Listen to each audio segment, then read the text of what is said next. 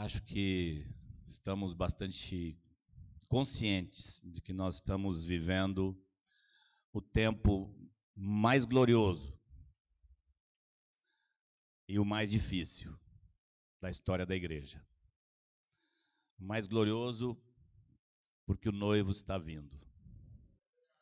O mais difícil porque ele mesmo e os apóstolos falaram muito dessas dificuldades. E nós as estamos vendo.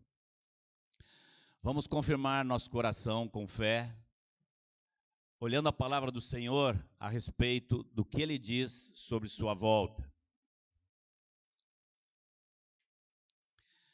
Vamos olhar apenas 3 sinais. Há uma abundância de sinais nas Escrituras que estão se cumprindo hoje. Há uma abundância de sinais, nós vamos olhar apenas 3 deles nessa manhã. Primeiro está em Mateus 24, 12. A multiplicação da iniquidade. O que está escrito lá? E por se multiplicar a iniquidade, o amor se esfriará de quase todos. Amados, seria necessário ainda hoje, novamente, ficarmos fazendo comparação entre o que vivemos hoje e a realidade desse mundo 30, 40 anos atrás? É necessário ainda isso? Se for necessário que nós comecemos a comparar, ou voltemos a comparar a realidade de hoje com a realidade de 20, 30, 40 anos atrás, seria porque nós estaríamos muito mal. Se nós não estamos aptos para ver. Todos vocês veem, não veem? É claro que sempre houve iniquidade na terra, mas a profecia de Jesus não diz e por aparecer a iniquidade. Diz por se multiplicar a iniquidade. Nós vivemos hoje uma multiplicação de iniquidade nunca antes conhecida na história humana. A iniquidade está universalizada e defendida. Ela é defendida em quase 100% da mídia. Você na mídia encontra uma coisinha ou outra contra a iniquidade. Ela é defendida pelo povo que escreve na mídia. Ela é defendida por muitos professores nas escolas. A iniquidade é defendida por muitos dos formadores de opinião. A iniquidade salta da tela do seu computador quando você entra na internet. A iniquidade é defendida pela igreja.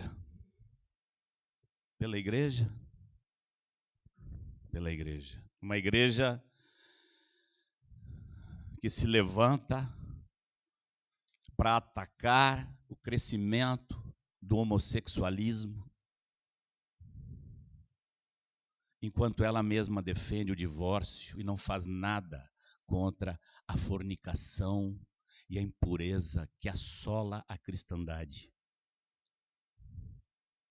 Se levanta contra o homossexualismo, dizendo que ele destrói a família, quando o divórcio e o recasamento estão destruindo as famílias da nação há décadas.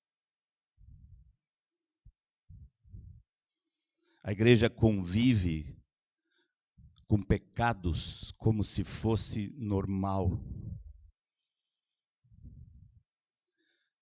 É pecado o homossexualismo? Sim, assim como toda a impureza. E como os pecados com os quais a igreja se acostuma a conviver. e não lutar contra eles, a mentira, a exploração da fé, a discórdia entre irmãos, a inimizade, dissensões, facções e invejas. É necessário explicar, amados? Não é necessário explicar. Se você tem olhos para ver, você está vendo a iniquidade se multiplicando como nunca antes.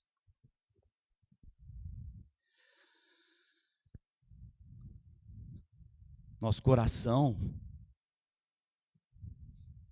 tem que ser como o do salmista. No Salmo 119, no versículo 136, ele diz: torrentes de água nascem dos meus olhos, porque os homens não guardam a tua lei. Está teu coração assim? No versículo 158, ele diz: vi os infiéis e senti desgosto, porque não guardam a tua palavra. Está o nosso coração assim? No versículo 126, ele diz: já é tempo, Senhor, de intervires, pois a tua lei está sendo violada. É o nosso coração assim?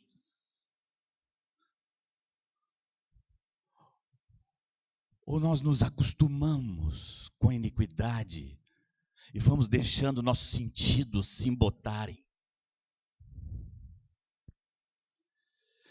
Segundo sinal que eu quero salientar aqui, nessa manhã,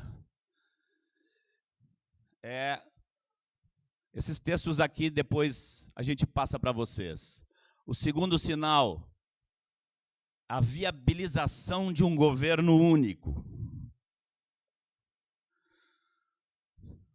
Os irmãos que ouvirem gravação disso em casa, podem parar para ler 2 Tessalonicenses 2, de 1 a 12, Apocalipse 13, onde fala do homem da iniquidade, também o chama de o iníquo, lhe chama de a besta. O dragão aqui tem um erro, o dragão não é o homem da iniquidade, o dragão é o próprio Satanás, que recebe poder para dar poder à besta. Quando eu me converti, me ensinaram isso. Que ia haver um tempo em que ia haver um governo mundial. E eu coçava a minha cabeça e dizia como, não é possível. Porque quando eu me converti, o mundo estava dividido em 2 blocos. E um muro dividia esses 2 blocos, o muro de Berlim. E do lado esquerdo o Ocidente com o capitalismo e do lado direito o comunismo. E eu pensava, como? Isso é impossível. Se o homem da iniquidade for do mundo capitalista, os comunistas não vão aceitar. Se ele for do mundo comunista, os capitalistas não vão aceitar, então não tem como. Na década de 80, aquele que remove reis, estabelece reis, colocou no bloco comunista um homem chamado Gorbachev, que ninguém imaginava que faria o que fez. E em poucos anos, sem pedir apoio das nações, esse muro foi derrubado. Em 1989 foi derrubado o muro de Berlim. Temos que aprender a ler a história e ver a mão de Deus na história. Como Deus atuou. E como Deus está atuando. Estamos indo numa direção sem volta.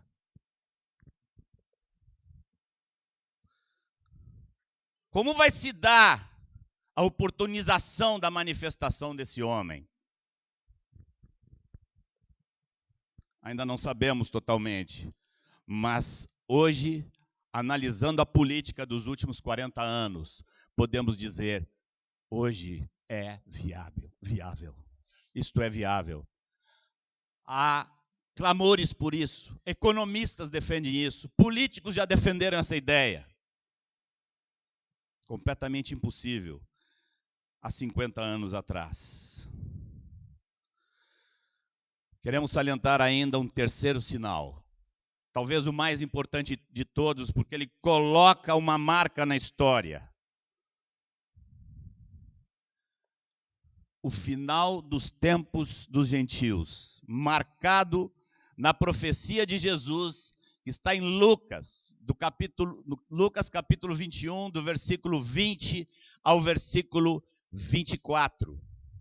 Nós não vamos ler agora. Aos que estão assistindo em vídeo, para o vídeo e leia esses textos, esses versículos. Vocês conhecem bem.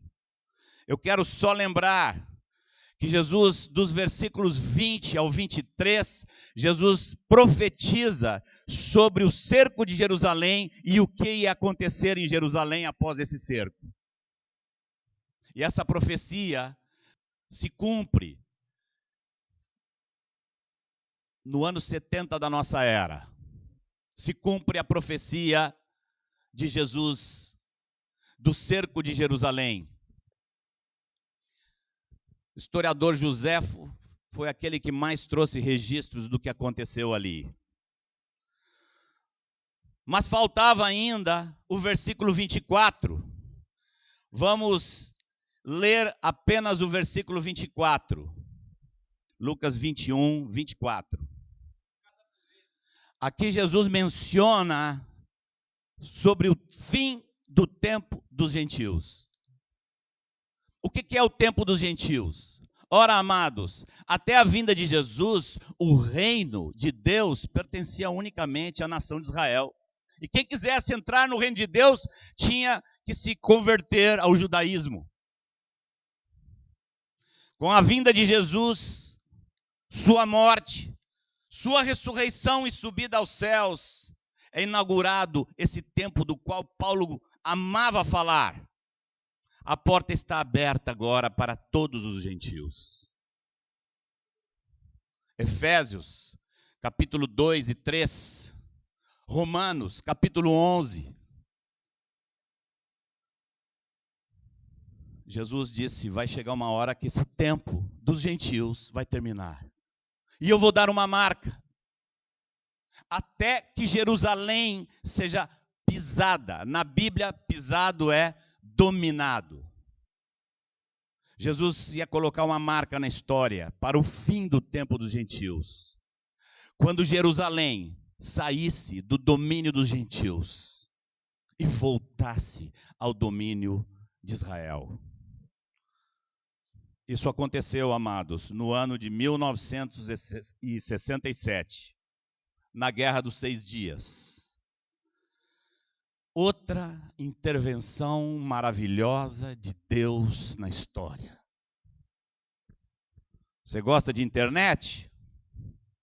Vá na internet e procure depoimentos da Guerra dos 6 Dias. Surpresa para os judeus e decepção para os árabes. Uma naçãozinha desse tamanho, cercada de nações com um poder bélico muito maior, se sente ameaçada e vai se defender. E em 6 dias, conquista tudo que está sendo disputado hoje.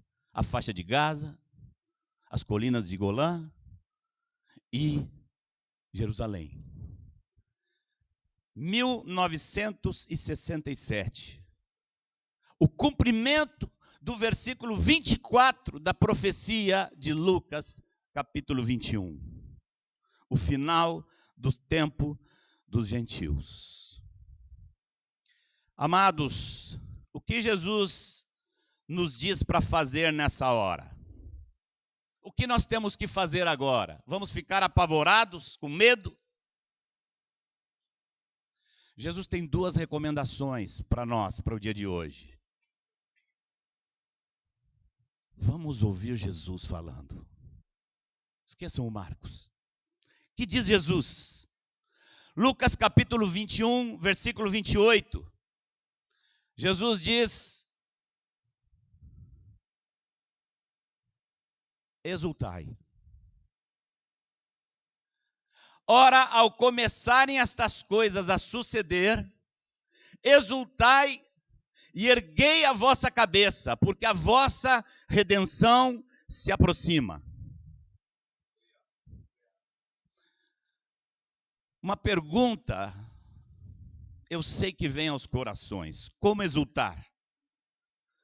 Como podemos exultar se estamos entrando num momento com previsão de tantas coisas más? Nossas famílias, nossos filhos cercados de iniquidade, promessas de perseguição, calamidades. Você vai a Apocalipse, está cheio de calamidades. O homem da iniquidade recebendo poder sobre esse mundo. Como é que nós podemos exultar? Eu quero responder essa pergunta com outras perguntas. Afinal, de quem somos? A quem seguimos? Quem é o nosso mestre? O que ele disse? O nosso mestre não disse: eu não sou desse mundo e vocês também não são desse mundo. Nós não cremos? Nós temos alguma esperança nesse mundo? O nosso coração não anela por novos céus e nova terra, aonde habita a justiça? O teu coração tem algum desejo de que permaneça esse mundo com esse país e toda injustiça da qual o país inteiro está cansado?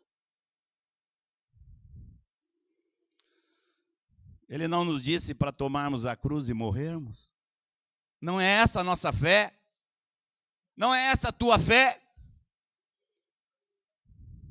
Não desejamos de todo o coração que o Todo-Poderoso venha e termine com tanta iniquidade? Amamos esse mundo, queremos vê-lo preservado? Amados, nosso destino é sublime. Nós vamos ter um novo corpo.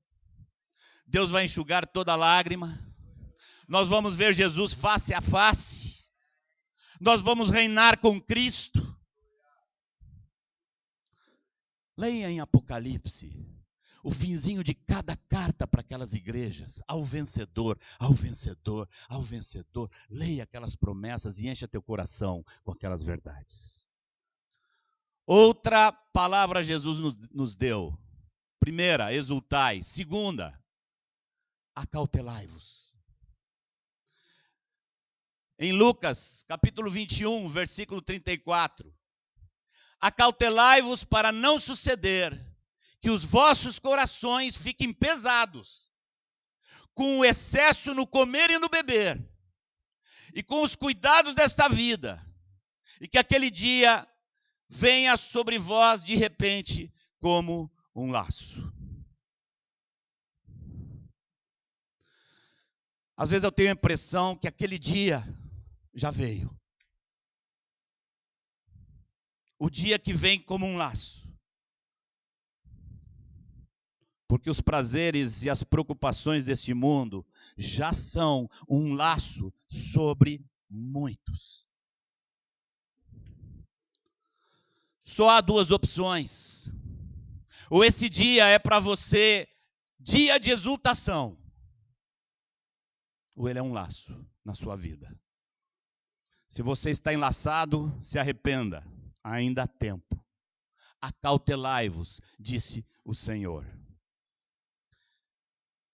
Queria falar uma coisa a mais. Queria dizer para vocês qual é a mais terrível de todas as profecias que tem na Bíblia.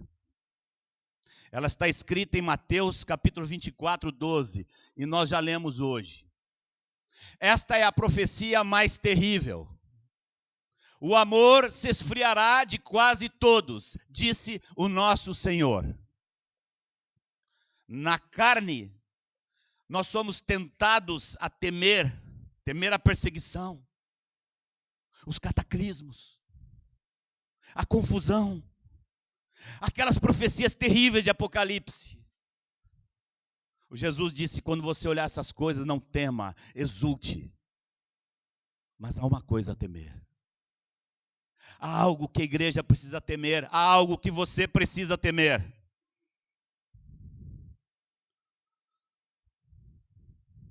que nosso amor a Deus esfrie. Esse tem que ser o nosso único temor. E o nosso único medo nessa hora. Que nossos corações sejam tragados pela iniquidade que está ao redor. E o nosso amor ao Senhor esfrie. Essa é a mais terrível de todas as profecias sobre o fim dos tempos. Este é o inimigo a temer. Por isso temos que vigiar e orar.